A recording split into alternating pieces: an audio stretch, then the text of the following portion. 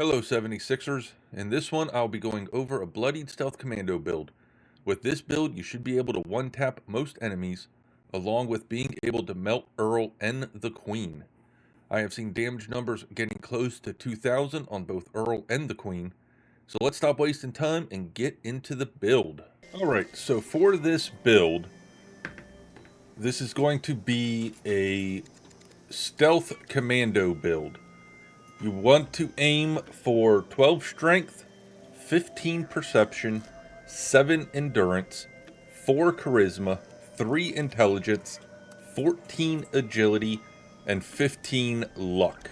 I am rocking agility, strength, luck, and perception legendary cards. So in order to get your stats up that high, you'll probably need to run the same. The only other legendary cards I am rocking for this build is Follow Through, which increases your ranged sneak damage. So I got it 2-star right now, so that gives me an extra 20% damage to that target for 10 seconds. And Taking One for the team. And enemies take more damage when you attack them if you're on a team. And that's easy to do. Just throw yourself on a public team. And that's only a 2-star right now also. So the cards you need on for the build, I have Strong Back on at rank 4. It's not needed. If you don't need the carry weight, you can put those 4 points into something else. I would prefer like Blocker, something like that to mitigate some damage. Traveling Pharmacy, again, it's personal preference on if you want to rock it or not. It's not needed for the build. It just helps with getting the carry weight down, as 3-star Traveling Pharmacy does lower the weight of all your chems, so that's stim packs, stuff like that, by 90%. Sturdy Frame, pretty much the same thing. It's not needed for the build. It's a nice to have. Lowers your armor weight. Bandolier is a must-have for the build. Ballistic weapon ammo weighs 90% less at 2 stars. If you're going to be rocking the Railway Rifle, which I highly recommend for the build, you will need Bandolier, as the railway spikes for the rifle are extremely heavy. And Arms Keeper is just another nice to have but not needed, which is why I only have it at 1 star. Your rifles weigh 25% less. Perception. Perception is where not all, but most of your damage is going to be coming from. Perception and agility. So you want to definitely get perception and agility to max up to 15 ASAP, as that's where most of your damage comes from. There's some in luck, but perception and agility give you the most. 3-star rank Master Commando gives plus 20 damage. Tank Killer. Rifles and pistols ignore 36% armor and have a 9% chance to stagger. That armor piercing is really nice. 3-star Commando, another 20% damage increase. Expert Commando, 3-star, another 20% damage increase. And 3-star Concentrated Fire. This is the one that will let you target specific limbs of an enemy. So the head for headshots, for crits, stuff like that. 3-star, you get higher accuracy and damage per shot. If you can only get a 1-star, 1-star will still let you aim at the appendages of the enemy. So even at 1-star, it is needed. Endurance at level 7. These are pretty much all. You can put on whatever you want in endurance, or use these points for perception, agility, luck, in order to get more damage and then do endurance last. But I have Chem Fiend at level 3 at 3 stars here. This way my chems last 100% longer. So if I pop like a Psycho buff or a Psycho Tat, it lasts double the length. Fireproof at 3 stars. Take 45% less damage from explosions and flame attacks. And this card does work as of November 2023. It was tested and it does reduce damage. Radical is nice to have on. It's only a 1-star. If you're doing a bloody build, it gives you plus 5 strength, which equates to more carry weight, which is really nice. Charisma at 4. So 1 star for strange in numbers. This way your positive mutations are 25% stronger if your teammates are mutated too. So if I'm on a team with everyone I play with who I know is mutated, my mutations just got 25% stronger. So instead of 4 strength, I'll get 5, that type of thing. Tenderizer at 3-star, make your target receive 10% more damage for 10 seconds after you attack. So if you don't kill it in the first hit, you'll do more damage to it for 10 seconds after. Intelligence at 3, you want Nerd Rage 3-star in there. For this build, there's really not much anything else you want to put in there other than Nerd Rage into Intelligence. Nerd Rage at 3-star will give you 40 damage resist, 20% damage, and 15% AP regen. So if you're doing a bloody build, which I recommend for the commando build, that is always going to be procced. So it's just extra damage and extra damage resistance. Agility at 14. I've got 3-star covert op on. This way when I am sneaking, my ranged attacks do an additional 50% sneak damage.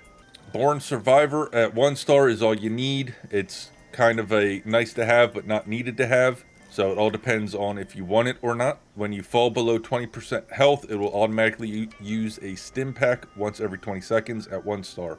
So it just saves me from having to constantly hit my stim packs, as this will use it on its own. Sneak at 3-star, you're 75% harder to detect while sneaking, which goes with covert ops, so I can sneak easier to do more damage. Escape Artist, same thing as sneak. Sneak to lose enemy, and running no longer affects stealth. So that's nice to sneak to get away so you can do more damage. Gun Fu is needed for this build. Even at 1-star, it's worth it. It'll automatically swap targets and VATS when you kill something. And the higher you rank it up, the more damage you will do to the next enemy and the enemy after that, and so forth and so on. Adrenaline at 4 stars is what I'm rocking right now. Once I get 15 agility, I will probably be upping Adrenaline to 5-star again. As you can see down there at the bottom, I do have a 5-star that I was rocking. But Adrenaline's nice because you get damage for 30 seconds per kill, and the duration refreshes with kills. So with Gun Fu, if you're just constantly dropping enemies, you're going to be doing more and more and more damage as you go down the line. Luck at 15. So what I have here is better criticals at 3-star. Your VAT criticals do 100% more damage. So when you're aiming for a head shot on like a Scorched or a Ghoul, you're going to do double the damage. Serendipity at 3-star is a must-have for Bloodied build. While you're below 30% health, you gain a 45% chance to avoid damage if you're not in power armor. So the nice thing with Serendipity, it's almost a 50-50 shot on if you're going to take damage or not. Class Freak, for me, is a must-have. At 3-star, it reduces negative effects of your mutations by 75%. So if you're losing 4 strength due to a mutation, you'll only lose 1 strength instead of 4. So for me, it's a must-have. Curator, if you're not using bobbleheads or magazines, you don't need to worry about. You can put that point into something else. Starched Jeans is a must-have. At 2-star, you'll never lose your mutation from Radaway or the Decon Shower. If you're going to use mutations, Starched Jeans at level 2 is a must-have. And Good with Salt at 3-star is just something I always rock on all my builds. This way my food doesn't spoil. It lowers the spoil rate by 90%, and I usually always have foodstuffs on me. So I keep that on so they don't rot while I'm playing. Alright, so we're going to do a little bit of a combat test here. Currently, I only have 1 damage increase on, and that's from the Small Guns bobblehead that I popped last night. But this is with just that on. You can do crazy damage with this railway rifle and this build. There we go. 773 is the highest I saw, and that's how quick we killed him.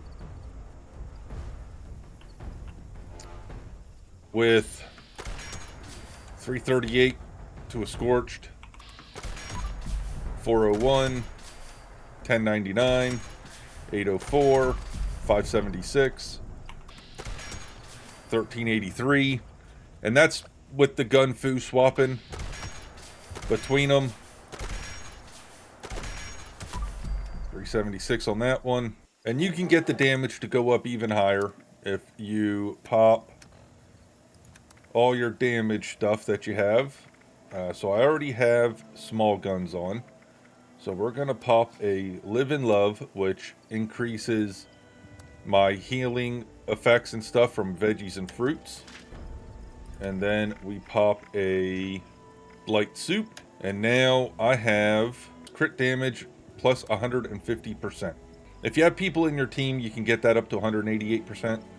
But even at 150% crit damage, if I can find something to kill over here. Alright, so here we are. Let's chase down this Scorch Beast real quick. Now this is with that 150%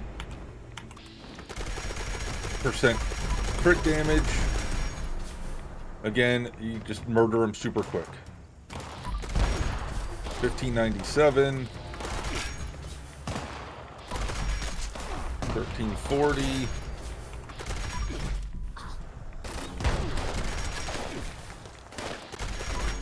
Right now, I'm not sneaking, so I'm not getting the sneak damage, which is okay. 1682 without sneaking is still pretty good.